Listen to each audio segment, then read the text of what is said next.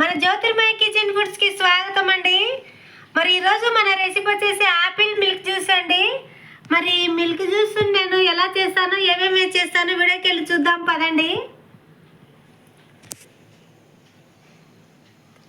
ఈరోజు మన రెసిపీ వచ్చేసి ఆపిల్ మిల్క్ షేక్ అండి.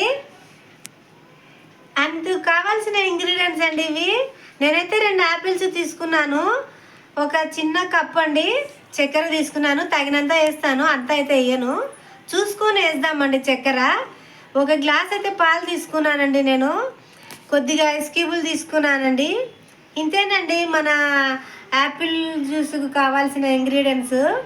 మరి ప్రాసెస్లోకి అయితే వెళ్దామండి.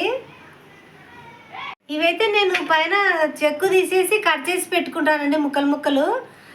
పైన తీస్తే తీయచ్చు, మీ ఇష్టము, అట్లా కూడా వేసుకోవచ్చు. నేనైతే తీస్తాను దీంట్లోకి.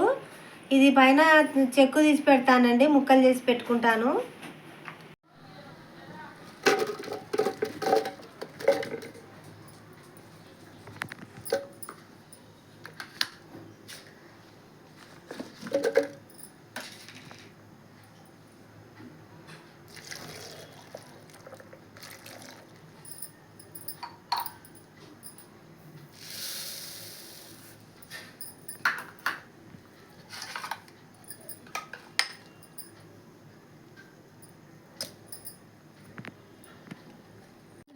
నేను ఈ విధంగా అయితే చేసి పెట్టానండి యాపిల్ జ్యూసు.